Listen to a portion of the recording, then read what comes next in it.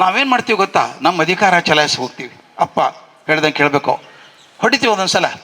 ಆ ಹೊಡೆತಕ್ಕೆ ಹೆದರಿ ಸುಮ್ಮ ಕೂತ್ಕೊಂಡ್ಬಿಡ್ತಾರೆ ಹುಡುಗರು. ಹೊಡಿತಾನಪ್ಪ ಬೇಡ ಬಿಡು ಅಂಥೇಳಿ ಮಾಡಬೇಕು ಅನಿಸಿದ್ರು ಮಾಡಲ್ಲ. ತರಗತಿಯಲ್ಲಿ ಶಿಕ್ಷಕರಿದ್ದಾರೆ, ಅವ್ರು ಕೇಳಿ ನೋಡಿ, ಎಷ್ಟೋ ಜನ ಮಕ್ಕಳಿಗೆ ಆನ್ಸರ್ ಗೊತ್ತಿದ್ರು ಹೇಳಲ್ಲ. ಅವು ತಪ್ಪಾಗ್ಬಿಟ್ರೆ, ಮೇಷ್ಟ್ರು ಬೈದ್ಬಿಟ್ರೆ ತಪ್ಪಾಯಿತು ಅಂತ ಅನ್ಕೊಂಡ್ಬಿಡ್ತಾರೆ ಹುಡುಗರು. ತಪ್ಪಾಗಿರೋಲ್ಲ, ಧೈರ್ಯ ಮಾಡಿ ಹೇಳಿ ಏನು ತಪ್ಪಾಗುತ್ತೆ, ಎದ್ದು ನಿಂತ್ಕೊಂಡು ಮಾತಾಡಿ ಅಂದರೆ. ಒಂದು ಕಲ್ಪನೆ ಮಾಡಿ ನೋಡಿ, ಶಾಲೆಯಲ್ಲಿ ಮನೇಲಿ ಕೂಡ ಮಾಡಿ ನೋಡಿ. ಈ ಜನ ಕೂತಿರ್ತಾರಲ್ಲ, ಯಾರಾದರೂ ಒಬ್ಬರು ಸ್ಟೇಜ್ನಲ್ಲಿ ಬಂದು ನಿಮ್ಮ ಬಗ್ಗೆ 3 ನಿಮಿಷ ಮಾತಾಡಿ ಅಂದರೆ ಯಾರು ಮಾತಾಡ್ತಾರೆ ಹೇಳಿ? ನಾನು ನಿಮ್ಮನ್ನೇ ಕೇಳ್ಬೋದು. ನಾನು ನಿಮಗೆ 10 ಸೆಕೆಂಡ್ ಟೈಮ್ ಕೊಡ್ತೀನಿ. ನಿಮ್ಮಲ್ಲಿ ಯಾರಾದರೂ ಒಬ್ಬರು ಬಂದು ಸ್ಟೇಜ್ ಮೇಲೆ ಬಂದು ಮಾತಾಡ್ತೀರಾ? ನಿಮ್ಮ ಬಗ್ಗೆ ಮಾತಾಡಬೇಕು, 3 ನಿಮಿಷ, 10 ಸೆಕೆಂಡ್ ಟೈಮ್ ಇದೆ. ಕೈ ಎತ್ತೋದಕ್ಕೆ ಯಾರೂ ಕೈ ಎತ್ತಲಿಲ್ಲ. ಯಾಕೆ? ಈಗ ಹುಡುಗ ಎತ್ತಿದ, ಕರೆಕ್ಟ್, 10 ಸೆಕೆಂಡ್ ಆಗೋಯ್ತು. ಯಾಕೆ ಕೈ ಎತ್ತಲಿಲ್ಲ ಹೇಳಿ? ಅಮ್ಮ ಯಾಕೆ ಕೈ ಎತ್ತಲಿಲ್ಲ?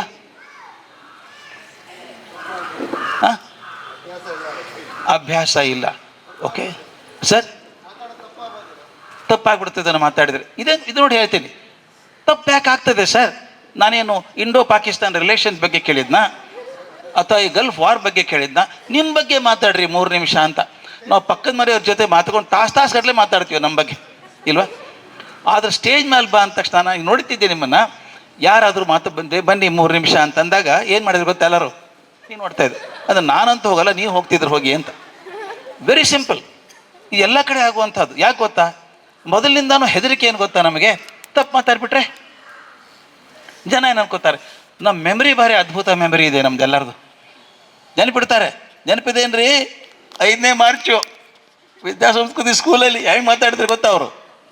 ಅಲ್ಲಿ 10 ವರ್ಷ ನೆನಪಿಟ್ಕೊಂಡಿರ್ತಾರೆ ಅವರು. ಅದು ಯಾಕೆ ಅನ್ಬೇಕು? ಆರಾಮಾಗಿ ಕೂತಿಲ್ವ ಚೇರಲ್ಲಿ? ಕೂತ್ಕೊಳ್ಳೋಣ. ಯಾರು ಹೀರೋಸ್ ಹೋಗ್ತಾರೆ ಮಾತಾಡ್ತಾರೆ ಬಿಡ್ರಿ ಅವರು. We don't want to take chances. ಇದು ಎಂಥ ಮನಸ್ಸು ಸೃಷ್ಟಿ ಮಾಡಿಬಿಡುತ್ತೆ ಅಂದರೆ ನಾವು ಪ್ರಯತ್ನ ಕೂಡ ಮಾಡಲ್ಲ.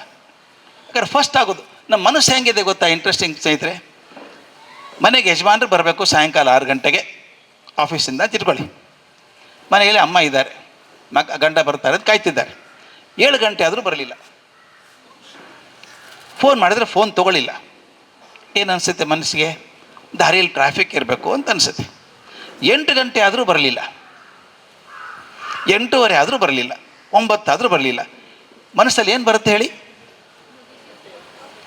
ಏನೋ ತೊಂದರೆ ಆಗಿರಬೇಕು ಅಲ್ವಾ? ಕೆಟ್ಟ ವಿಚಾರನೇ ಬರೋದು. ಆಕ್ಸಿಡೆಂಟ್ ಆಗಿತ್ತೋ ಏನೋ, ಇಲ್ಲ ಇದೇ ವಿಚಾರ ಬರೋದು. ಪೆಟ್ಟಾಯಿತೋ ಏನೋ, ಯಾರೂ ಫೋನ್ ತೊಗೋತಾ ಇಲ್ಲ, ಏನು ತೊಂದರೆ ಆಗಿರ್ಬೇಕು, ಇದಕ್ಕೆ ತೊಂದರೆ ಆಯ್ತಂತೆ ಇರೋದು. ಯಾರಾದರೂ ಒಬ್ಬರು ನನ್ನ ಗಂಡನಿಗೆ ಇವತ್ತು ಅವಾರ್ಡ್ ಕೊಟ್ಟಿರಬೇಕು ಆಫೀಸಲ್ಲಿ ಅಂತ ಯಾರು ಅಂದ್ಕೊಂಡಿದ್ದಾರೆ? ಯಾರು ಅಂದ್ಕೊಳ್ಳಲ್ಲ ರೀ. ಬಂದ್ಕೊಂಡು ನೆಗೆಟಿವ್ ಅದೇ ಶುರುನೇ. ಯಾಕಂದ್ರೆ ಹಂಗೆ ಹೇಳ್ಬಿಟ್ಟಿದ್ದೀವಿ, ತಡ ಆದರೆ ಏನೋ ತೊಂದರೆ ಆಗಿದೆ.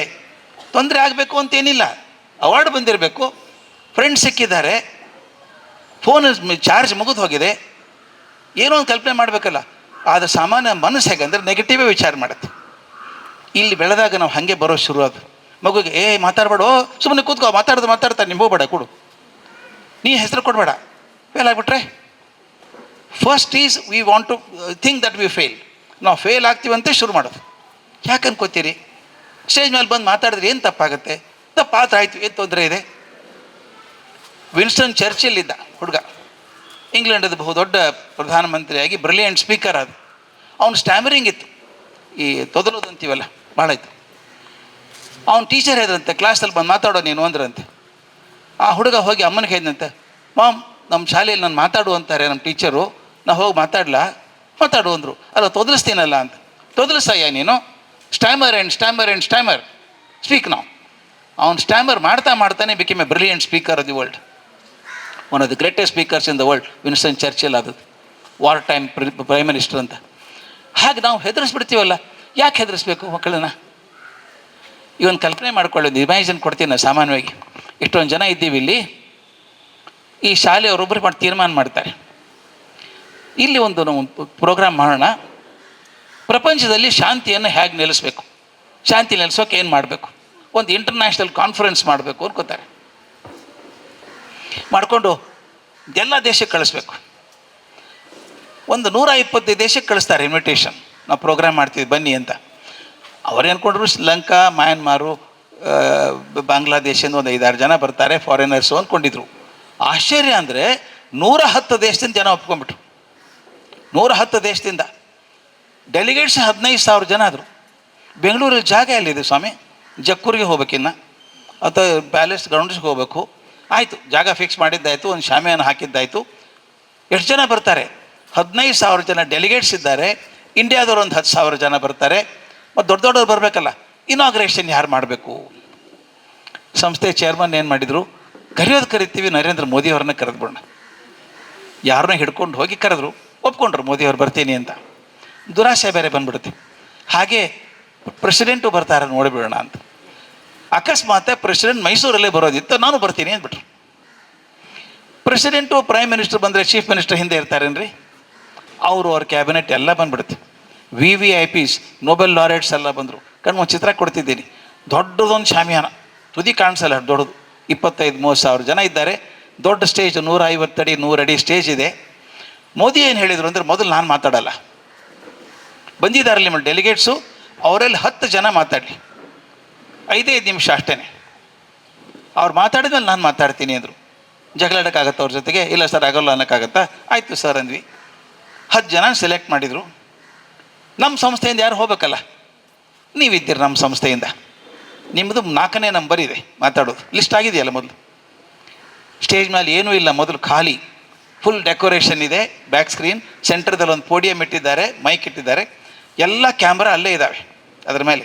ಮೊದಲನೇ ಕಾರ್ಯಕ್ರಮ ಏನು? ಡೆಲಿಗೇಟ್ಸ್ ಬಂದು ಮಾತಾಡಬೇಕು 5 ನಿಮಿಷ. ಮೊದಲನೇ ಸ್ಪೀಕರ್ ಮಾತಾಡ್ತಿದ್ದಾನೆ, ನೀವು ಅಲ್ಲಿ ಕೂತಿದ್ದೀರಿ, ನಿಮ್ಮ ನಂಬರ್ ಎಷ್ಟು? 4. ಇವನು ಭಾಷಣ ಕೇಳ್ತಿರ್ತೀರ ನೀವು. Do you listen to what he speaks? ಹಾಳಾಗೋದು ನಾವು ಮಾತು ತೊಗೊಂಡು ಏನು ಮಾಡಿದ್ವಿ, ನಮ್ಮ ಮಾತನ್ನ ಮರೆತು ಹೋಗ್ತಾ ಇದೆ ನಮಗೆ ಅಲ್ವಾ? ಕೆಲವು ಕಣ್ಣು ಮುಚ್ಕೊಂಡು ಭಯಪಾಟ್ ಮಾಡ್ತಿರ್ತಾರೆ, ಎಲ್ಲ ಮಾಡ್ತಾರೆ. Second one is speaking, what is happening to you, your pulse rate is increasing. ಆ 3ನೇದನ್ನು ಮಾತಾಡಾಗ ಮುಖದ ಮೇಲೆ ಬೆವರು ಕಿತ್ಕೊಂಡ್ಬರುತ್ತೆ, ಕಾಲು ನಡ್ಗೋಕೆ ಶುರು ಆಗುತ್ತೆ. ಪಕ್ಕದವರಿಗೆ ಈಸ್ ಓಕೆನೋ, she is okay, the problem is with you. ಮುಖದ ಅನೌನ್ಸ್ ಮಾಡ್ತಾರೆ, ನಾವು put your hands together to invite the home team, leader of so and so is coming to speak ನಾವು ಅಂತಾರೆ. ನೀವು ಎದ್ದು ಹಿಂಗೆ ನಡು ಬರ್ತೀರಿ, ಹಿಂಗೆ ಕಾರ್ಪೆಟ್, ರೆಡ್ ಕಾರ್ಪೆಟ್ ಇದೆ, ಇಲ್ಲಿ 3 ಸ್ಟೆಪ್ ಹತ್ತಿ ಮೇಲೆ ಬರಬೇಕು. ಹ್ಯಾಂಗೆ ನಡೀತಾ ಇದ್ದೀರಿ ನೀವು ಸ್ಟೇಜಲ್ಲಿ ಹೋಗ್ಬೇಕಾದ್ರೆ? ಹಾದಿಯಲ್ಲಿ ನೆಪೋಲಿಯನ್ ಬೋನಾಪಾರ್ಟ್ರಂಗೆ ಹೋಗ್ತೀರಾ? ಎಲ್ಲಿ ಬೀಳ್ತೀನೋ ಅನಿಸ್ಬಿಡುತ್ತೆ, ಜೋಲಿ ಹೋಗಿ ಬೀಳ್ತೀನಿ ಅಂತ ಅನ್ನಿಸ್ತಾ ಇರುತ್ತೆ ಇಲ್ವಾ? You feel as if you fall down. ಗಾಬರಿ, ಏನೂ ಕಾಣಿಸೋದಿಲ್ಲ, ಸ್ಟೆಪ್ಪಲ್ಲಿ ಬಿದ್ದು ಬೀಳ್ದಿದ್ರೆ ಸಾಕಪ್ಪ ಅಂತ ಅನಿಸ್ಬಿಡುತ್ತೆ. ಯಾಕೆ ಹಿಂಗಾಯ್ತು? ಯಾಕಾಯ್ತು ಇದು? ಎಲ್ಲರೂ ನನ್ನೇ ನೋಡ್ತಾರೆ ಅಂತ ಅಲ್ಲ, ಎಲ್ಲ ಜನ ನನ್ನೇ ನೋಡ್ತಿದ್ದಾರೆ. ನಿಮ್ಮನ್ನು ಯಾರೂ ನೋಡ್ತಾ ಇಲ್ಲರಿ. ಏನು ತಾಜ್ ಮಹಲ್ ನೀವು ನೋಡೋದಕ್ಕೆ? ನಿಮ್ಮನ್ನು ಯಾರೂ ನಿಮ್ಮನ್ನು ನೋಡ್ತಾ ಇಲ್ಲ. ಅವ್ರೇನು ಮಾತಾಡ್ಕೋತಿದ್ದಾರೆ ಗೊತ್ತಾ? A lovely Bengaluru, nice climate, you are from Australia, I am from New Zealand, card ಕೊಡ್ತಿದ್ದಾರೆ, ಮಾತಾಡ್ತಿದ್ದಾರೆ. ಅವರ this fellow is only the 4th one, there are 6 more to speak. ಅವ್ರು ತಲೆ ಕೆಟ್ಟು ಹೋಗಿದೆ ಅವರಿಗೆ, ಯಾವಾಗ ಮುಗಿಸ್ತಾರೆ? ನಿಮ್ಮ ಮಾತು ಯಾರೂ ಕೇಳಿಸ್ಕೊತಾ ಇಲ್ಲ. ಅದು ನಾನೇನು ಮಾಡ್ತೀನಿ ಗೊತ್ತಾ? ನಾನು ಕುತುಬ್ ಮಿನಾರ್ ಇದ್ದಂಗೆ, ಹೋಗ್ತಾ ಇಲ್ಲ, ನನ್ನೇ ನೋಡ್ತಾರೆ ಅಂತ. ಯಾರು ಹೇಳಿದ್ರು ನಿಮಗೆ? ಹೇಳಿದ್ರೆ ಯಾರಾದರೂ ನಿಮ್ಮನ್ನು ನೋಡ್ತಾ ಇದ್ದೆ ಹುಷಾರಾಗಿರಿ ಅಂತ? I created the pressure for my self. ನಾನೇ ಪ್ರೆಷರ್ ಮಾಡ್ಕೊಂಡದ್ದು ಇದನ್ನು. ಈ ಥರದ ಪ್ರೆಷರ್ ಸಣ್ಣಂದಿರ್ತಾನೆ ಶುರು ಆದರೆ ಏನು ಗತಿ ಆಗುತ್ತೆ ಹೇಳಿ ನಿಮಗೆ? You build blocks around them. ಇದು ಕಾಲ್ಡ್ ಇಮೋಷ್ನಲ್ ಬ್ಲಾಕ್ ಅಂತ ಕರಿತೀವಿ ಇದನ್ನು. Biggest emotional block comes when you have people of this kind. Iron hand ಅಂತ ಕರಿತೀನಿ ಅದನ್ನು, ಐರನ್ ಹ್ಯಾಂಡ್. ಅಲಗಾಡಕ್ಕೆ ಬಿಡಲ್ಲ ಹುಡುಗರನ್ನ. ಅದಕ್ಕೆ ಬರದೆ. ಹಾಗಾದ್ರೆ ತೀರಾ ಸಡ್ಲಾಗಿ ಬಿಡೋದು ಸರಿಯಲ್ಲ, ತೀರಾ ಬಿಗಿಯಾಗೋದು ಸರಿಯಲ್ಲ. ಅದಕ್ಕೆ ಸಣ್ಣ ಒಂದು ಚಿತ್ರ ಕೊಟ್ಟೆ, ನಾನು ಇಮೇಜ್ ಕೊಟ್ಟೆ. ವೆಲ್ವೆಟ್ ಗ್ಲೋವ್, ವೆಲ್ವೆಟ್ದೊಂದು ಗ್ಲೌಸ್ ಇರುತ್ತಲ್ಲ, ಹಾಗೆ ಇದ್ದರೆ ಏನೂ ಶಕ್ತಿ ಇಲ್ಲ, ಅದು ಜೋತಾಡ್ತಾ ಇರುತ್ತೆ. Velvet glove is too soft, iron hand is too hard. Iron hand ಸರಿಯಲ್ಲ, ವೆಲ್ವೆಟ್ ಗ್ಲೋವ್ಸ್ ಟು ಅಲ್ಲ. ಹೇಗಿರಬೇಕು ಅಂದರೆ iron hand in a velvet glove. Iron ಹ್ಯಾಂಡಿನ ಭದ್ರತೆ ಇರಬೇಕು, ವೆಲ್ವೆಟದ ಮೃದುತ್ವ ಇರಬೇಕು.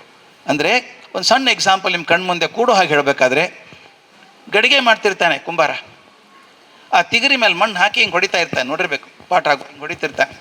ನಿಮ್ಮ ಹೊರಗಡೆ ಕೈ ಮಾತ್ರ ಕಾಣಿಸುತ್ತೆ ಹೊಡೆದದ್ದು, ಆದರೆ ಅದೇ ಕಾಲಕ್ಕೆ ಇನ್ನೊಂದು ಕೈ ಒಳಗಿಟ್ಟಿರ್ತಾನೆ ನಾವು ಅದೇ ಜಾಗದಲ್ಲಿ. ಒಳಗಡೆ ಕೈ ಹಿಡದೆ ಹೋದರೆ ಏನಾಗ್ತಿತ್ತು? ಹೊಡೆದ್ರೆ ಮಡಿಕೆ ಕುಸಿದು ಹೋಗುತ್ತೆ. ಹೊರಗಡೆ ಹೊಡಿಲಾರ್ದೆ ಬರೀ ಒಳಗಡೆ ಕೈ ಇಟ್ಟರೆ ಆಕಾರ ತಪ್ಪು ಹೋಗುತ್ತೆ. ಎರಡೂ ಬೇಕು, ಒಳಗಡೆ ಸಪೋರ್ಟು ಬೇಕೇ, ಮೇಲೆ ತಟ್ಟೋದು ಬೇಕಾಗುತ್ತೆ. ಹೊರಗಡೆ ತಟ್ಟೋದು ಡಿಸಿಪ್ಲಿನ್ನು, ಒಳಗಿಂದು ಪ್ರೀತಿ. ಪ್ರೀತಿ ಮತ್ತು ಡಿಸಿಪ್ಲಿನ್ ಎರಡೂ ಜೊತೆಗೆ ಹೋದಾಗ ಮಾತ್ರ ಸರಿಯಾಗುತ್ತೆ. Anything one excess shape spoil the shape of the pot. ಮಡಿಕೆ ಆಕಾರ ಕೆಟ್ಟು ಹೋಗುತ್ತೆ, ಕುಸಿದು ಹೋಗುತ್ತೆ, ಯಾವುದಾದ್ರೂ ಒಂದು ಇಲ್ಲದೆ ಹೋಗುತ್ತೆ. ಆದ್ದರಿಂದ ಎರಡನ್ನೂ ಸರಿಯಾಗಿ ಕೊಡಬೇಕಾದ್ರೆ iron hand in a velvet glove.